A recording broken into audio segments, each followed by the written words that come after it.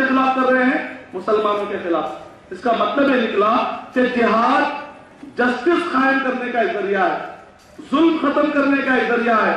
ظالم اگر مسلمان ہو یا غیر مسلم ہو، ظالم کا ہاتھ پکڑنے کا نام جہاد۔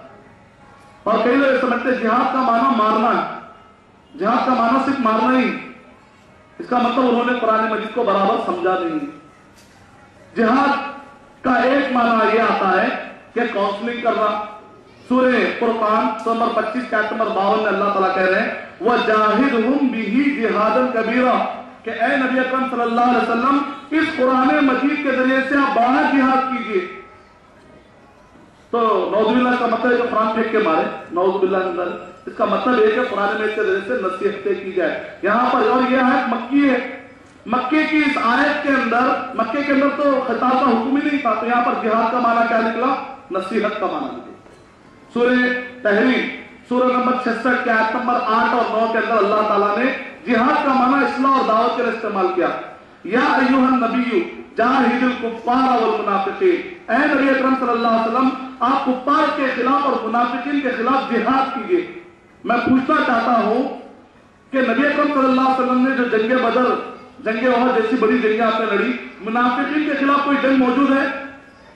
منافقین کے خلاف کوئی بھی جنگ موجود نہیں ہے۔ علامہ ابن قیم رحمۃ اللہ علیہ نے ارشاد فرمایا اگر ہم یہ کہیں گے کہ منافقین کے خلاف جنگ نہیں ہوئی تو نبی اکرم صلی اللہ علیہ وسلم نے اس آیت پر عمل نہیں کیا۔ اس کا مطلب نکلا کہ یہاں پر جہاد کا معنی جنگ نہیں ہے، یہاں پر جہاد کا معنی اصلاح اور دعوت ہے۔ جہاد کا معنی ہمیشہ مارنا نہیں آتا، جہاد کا معنی غیر مسلم کو ختم کر دینا یہ نہیں آتا۔ اگر غیر مسلم کو ختم کر دینا جہاد کا معنی ہوتا، اللہ کی قسم نبی اکرم صلی اللہ علیہ وسلم فتح مکہ کے موقع پر کفار کو چھوڑتے نہیں تھے، سب کو قتل کر دیتے۔ اگر مار دینے کا ہوتا تو اتنا اچھا موقع تھا مار دینے کا، آپ نے مارا نہیں، آپ نے معاف کر دیا۔ ہر کوئی کہہ سکتا ہے کہ نہیں سورہ توبہ تو ہے ہجری 9 میں نازل ہوئی، تو 10 ہجری کے اندر نجران کا واقعہ پیش آیا، عیسائیوں سے نبی اکرم صلی اللہ علیہ وسلم نے معاہدہ کیا، اور یہ معاہدہ ابو بکر صدیق رضی اللہ تعالیٰ کے دور میں بھی تھا، یہ معاہدہ عمر رضی اللہ تعالیٰ عنہ کے دور تک چلتا رہا۔ اگر مار دینے کا مطلب ہوتا تو پھر معاہدہ کیوں ہوتا تھا؟ قتل کرتے تھے، صرف قتل کی بات ہوتی تھی۔ تو قرآن مجید کو نہ سمجھنے کی بنیاد پر لوگ یہ کہتے ہیں کہ یہ بک آف ٹیررزم ہے۔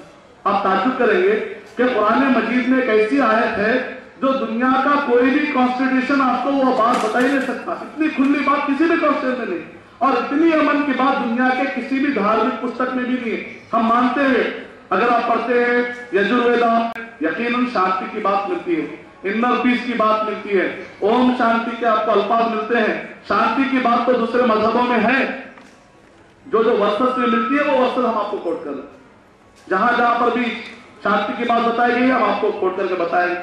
اور اسی طریقے سے اگر آپ پڑھتے ہیں گاسپل آف لیوک تو وہاں پر بھی امن کی بات آپ کو ملتی ہے، فورس استعمال کی جائے گی تاکہ ظالم کو ختم کیا جائے گا۔ امن کی بات آپ کو اولڈ ٹیسٹمنٹ کے اندر بھی ملے گی، نیو ٹیسٹمنٹ کے اندر بھی ملے گی۔ اور اسی طرح ڈیوٹرانومی اگر آپ پڑھتے ہیں یعنی کہ کئی جگہوں پر آپ کو یہ باتیں ملیں گی، امن کی باتیں۔ لیکن اسلام میں جو امن کی بات کی گئی ہے، ویسے UN بھی دعویٰ کرتا ہے امن کا، دنیا کے بہت سارے کانسٹیٹیوشن بھی امن کا دعویٰ کرتے ہیں، لیکن سورہ توبہ سورہ نمبر 9 کے آیت نمبر 6 میں جو امن کی بات بتائی گئی ہے، اللہ کی قسم دنیا کا کوئی بھی کانسٹیٹیوشن، دنیا کا کوئی بھی امن کی بات کرنے والا اس حد تک امن کی بات نہیں کر سکتا۔ کیا ہے سورہ توبہ سورہ نمبر 9 کے آیت نمبر 6 میں آخر ہے کیا؟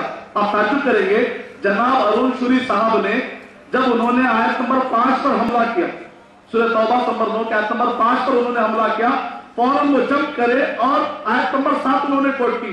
میں پوچھنا چاہتا ہوں کہ آیت نمبر 6 انہوں نے کیوں چھوڑ دی؟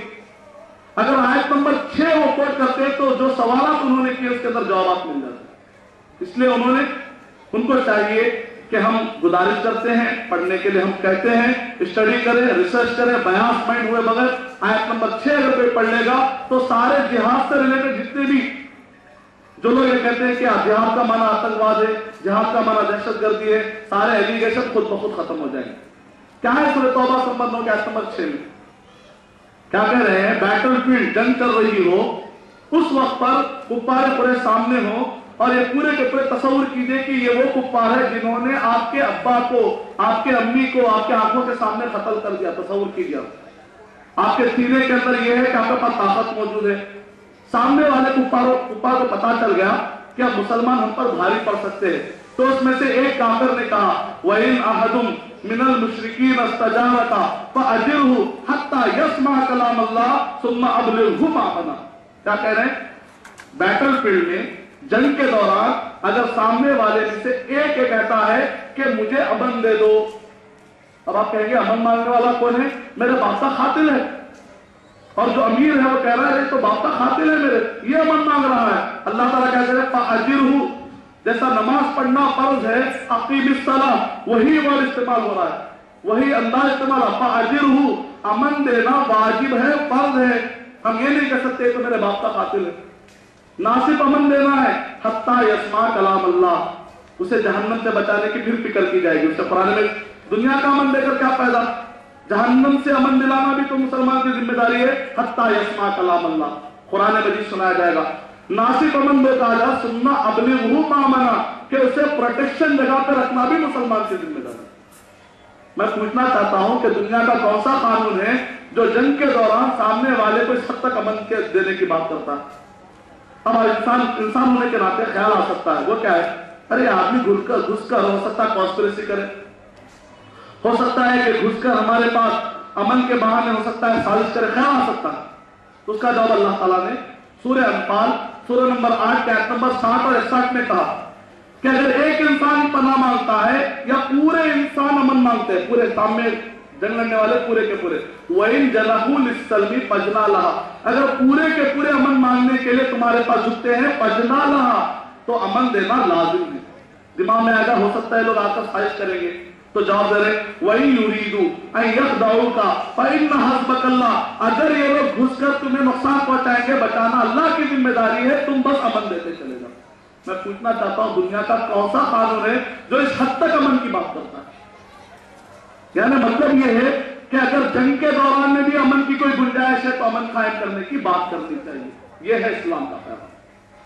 جس کتاب کے بارے میں دعوت میں مبتلا ہو رہے لوگ, اور لوگ کیا کہتے ہیں, میڈیا نے کیا کہا, اسلامک ٹیررزم, اسلامی دہشت گردی. آپ کو سنا ہوگا اسلامی دہشت گردی کی لاجیکل ورڈ ہے سلامتی والی دہشت گردی. آپ نے کہیں سنا؟ اسلام نکلا ہے سلامتی سے, اسلام نکلا ہے سلامن و سلمن سے, سلامتی والی دہشت گردی کوئی ہوتی ہے؟ یہ تو ایسی بات ہے جیسے کوئی کہے آپ میرے گھر کو آئیں گے تو میں آپ کو ہاٹ آئس کریم کھلاؤں گا, گرم آئس کریم کھلاؤں گا. اسی طرح اگر میں کہوں آپ سے جب آپ میرے گھر پر آئیں گے تو میں آپ کو کھچڑی کھلاؤں گا بہترین حیدرآباد کی, اور میرے پاس جو آگ ہے وہ برف کی آگ ہے, تو آپ بولیں گے کہ یہ جو آگ چل رہی ہے بالکل ٹھنڈی آگ ہے, تو آپ بولیں گے بندے کھچڑی پھر دو, میں آپ کے پاس آ کے اپنا ٹائم ویسٹ نہیں کروں. تو جیسے یہ لاجیکل الفاظ ہے, اسی طریقے سے اسلامک ٹیررزم کہنا بھی اتنا ہی لاجیکل, سلامتی والی دہشت گردی کہنا بھی اتنا ہی لاجیکل. اور اگر آپ کسی بھی اسکالر سے پوچھیں گے کہ اسلام کے تعلیمات میں امن کا ہے پیغام, اسلام کے تعلیمات میں امن کا پیغام, تو آپ کسی بھی اسکالر سے پوچھیں گے دین انہ جبرائیل اتاکم یعلمکم دینکم, صحیح مسلم. دین کس کو کہتے ہیں؟ تو کوئی بھی عالم کہیں گے اسلام, ایمان اور احسان, یہ تین بنیادی لفظ ہے. آسمان سے جبرائیل صلی اللہ علیہ وسلم آئے تھے, انہ جبرائیل اتاکم یعلمکم دینکم, حدیث جبرائیل مشہور ہے. دین کی تشریح ہے کہ اسلام, ایمان اور احسان. اسلام کا روٹ ورڈ نکلا ہے سلام اور سلم سے, سلامتی کا معنی اسلام کے اندر ہے. اور قرآن مجید میں یہ ورڈ 100 سے زیادہ مرتبہ آیا ہے. قرآن مجید میں سلامتی کے بعد 100 سے زیادہ مرتبہ خالی ورڈ میں کی گئی. ایمان, ایمان کا روٹ ورڈ نکلا ہے امن سے, قرآن مجید میں یہ ورڈ 200 سے زیادہ مرتبہ آیا. احسان نکلا ہے حسن سلوک سے, اچھے برتاؤ سے, قرآن مجید میں یہ ورڈ کئی جگہوں پر آیا. جس کے بنیاد کے الفاظ میں ہی سلامتی ہو, کیسے کہا جا سکتا ہے کہ وہ کتاب دہشت گردی کی طرف بلانے کا؟ اس کا مطلب نکلا کہ وہ سارے ہمارے بھائی, جہاں تک بھی میری بات پہنچ رہی ہے, غیر مسلم بھائی یا وہ جو